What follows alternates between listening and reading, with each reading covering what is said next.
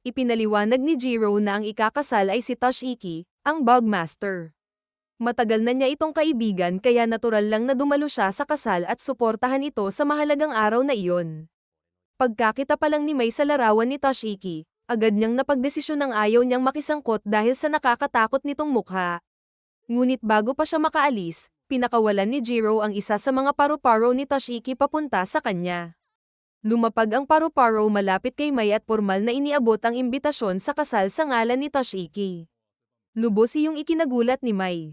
Pagkatapos, sinabi ni Jiro na wala siyang disenteng kasuotan para sa engranding okasyon kaya kailangan niya ng tulong ni Mai sa pagpili ng damit at paghahanda para sa kasal. Nang marinig iyon, pumayag si Mai na sumama. Pinaalala rin niya kay Jiro na maraming babae at pagkakataong makisalamuha sa mga kasalan kaya maaari itong maging tsansa para makilala niya ang isang taong mapapalapit sa kanya. Makalipas ang ilang araw, dumating silang dalawa sa venue ng kasal at agad silang namangha sa sobrang gara at luho ng lugar.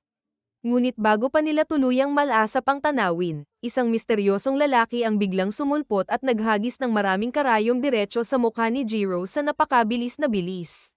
Dahil sa biglaang pag-atake, bumagsak si Jiro sa lupa at mukhang kritikal ang lagay niya. Nabigla si Mai at inakalang baka patay na talaga siya matapos tamaan ng direkta sa mukha. Gayunman, ilang sandali lang ay bumangon si Jiro na parang walang nangyari at ipinakilala ang lalaking naghagis ng karayom bilang si Tsunagi.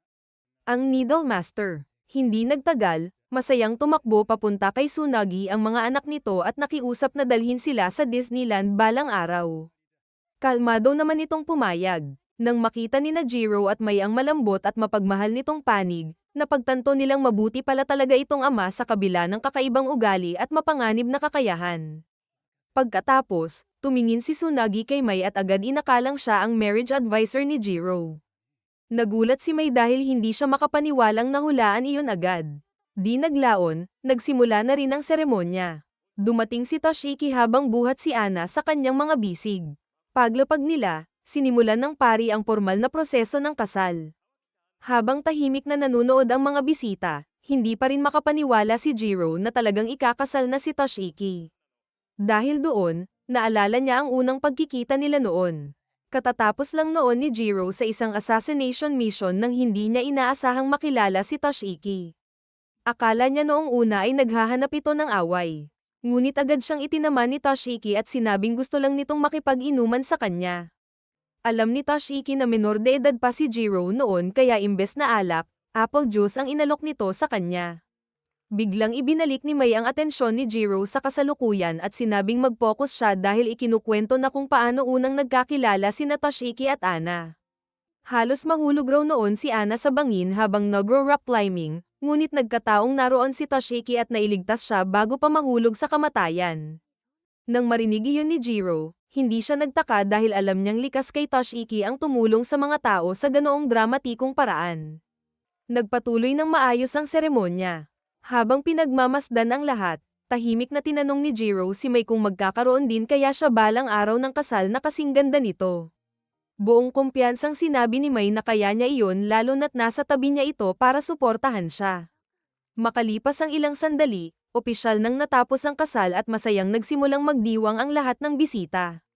Ngunit hindi nila alam na may grupong masasamang tao na lihim na nagmamasid mula sa malayo habang naghahanda ng pag-atake.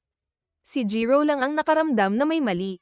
Nang maramdaman niya ang panganib, agad siyang tumayo at mabilis na umalis habang may dalang isa sa mga gagamba ni Toshiki, bagay na ikinagulat ni Mai.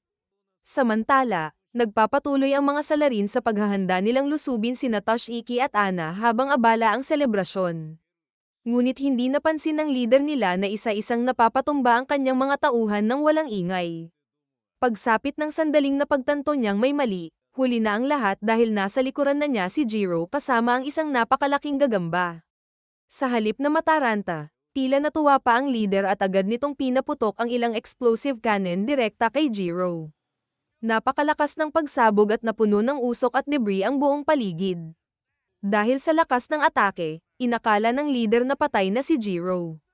Habang pinagmamasdan ang pinsala, naalala ng lalaki kung paano siya nauwi sa ganoong buhay. Ang pangalan niya ay Yamada. Isa siyang dukhang nasa gitnang edad na nawalan na ng saysay ang buhay. Noong kabataan niya, maluho siyang namuhay hanggang sa mabaon sa utang. Nang oras ng bayaran iyon, wala na siyang pera kaya kinuha ng puppet master ang katawan niya bilang kabayaran. Isinailalim siya sa eksperimento kung saan genetic alis siyang binago at nilagyan ng maraming bomba sa katawan, dahilan upang maging isang buhay na sandata at sapilitang mamuhay bilang hitman. Pagkatapos ng operasyon, personal siyang kinausap ng puppet master at ipinaliwanag na maaari niyang pasabugin ang mga bombang iyon anumang oras sa pamamagitan lang ng pag-click ng kanyang bagang, teknik na tinatawag na explosion roulette. Ibig sabihin, kung matatalo man siya sa laban, maaari niyang isama sa pagsabog ang kalaban niya. Dahil doon, muling nabuhay ang pananabik ni Yamada sa buhay. Lumabas siya sa lansangan at basta na lang nanuntok ng mga taong madaanan. Ngunit nagbago ang lahat nang makaharap niya si Toshiki.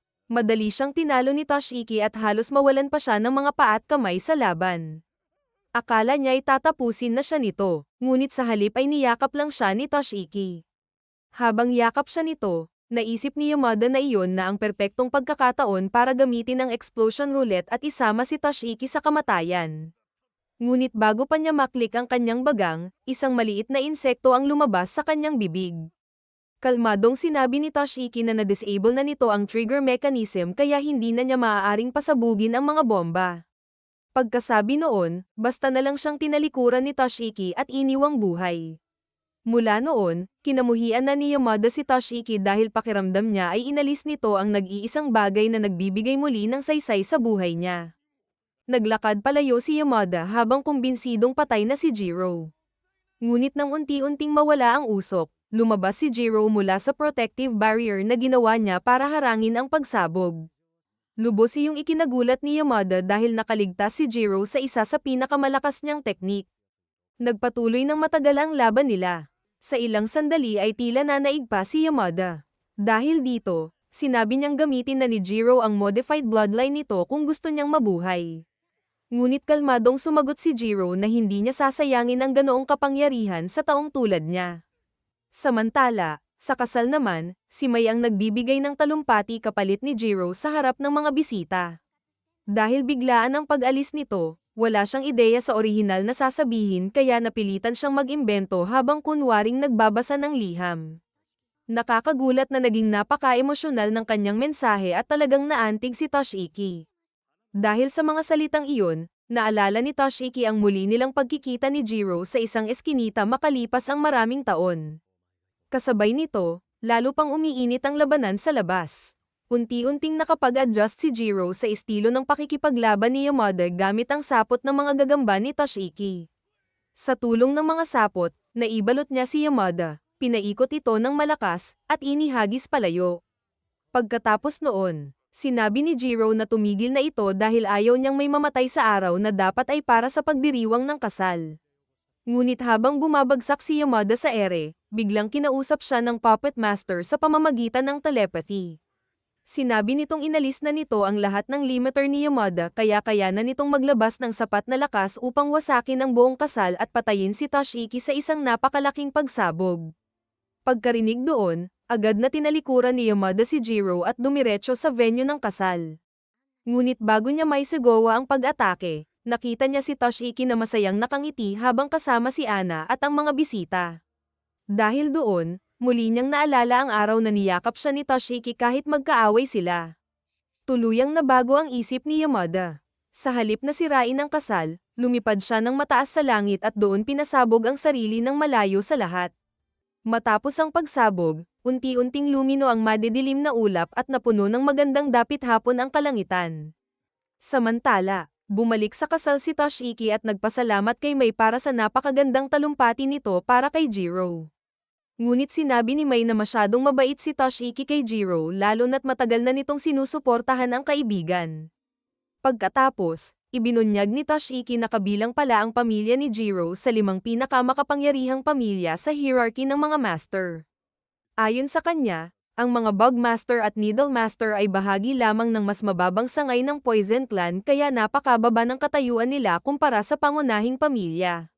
Ikinwento rin ni Toshiki na madalas sabihin ng kanyang ama kung paano minanipula ng mga pinakamataas na pamilya ang buhay ng iba at gumawa ng masasamang bagay para mapanatili ang kanilang kapangyarihan. Dahil dito, lagi siyang binalaan ng kanyang ama na huwag basta magtiwala sa mga pamilyang iyon. Noong una niyang makilala si Jiro, inakala niyang mayabang at nakakatakot ito dahil sa mataas nitong estado. Ngunit nagulat siya sa pagiging kalmado at mahinahon ni Jiro. Hindi tulad ng ibang Poison Master na mahilig magpakitang gilas, hindi kailanman naramdaman ni Jiro ang pangangailangang patunayan ang sarili.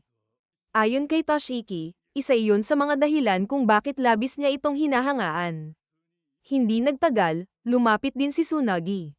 Pareho silang yumuko ni Toshiki kay Mai at nakiusap na gawin nito ang lahat para matulungan si Jiro na makahanap ng mapapangasawa balang araw. Napatawa si Mai at nangakong pagbubutihin niya talaga. Maya-maya, bumalik na rin si Jiro at nagulat nang makita niyang naging malapit na si Mai sa lahat ng kanyang mga kasamahan habang wala siya. Sa pagtatapos ng seremonya, nagtipon-tipon ang lahat upang ihatid sina Toshiki at Ana. Pagkatapos, inilabas ni Toshiki ang malalaking pakpak niyang parang paru-paro at lumipad kasama si Ana habang pinapanood sila ng lahat. Samantala, sa ibang lugar, matagumpay namang pinatay ng isang assassin na may dalawang kulay ang buhok ang bago nitong target. Pinuri siya ng kanyang partner dahil sa maayos niyang pagtupad sa misyon bago ipadala ang impormasyon tungkol sa susunod na target sa assassination list. At ang susunod na target ay si Jiro.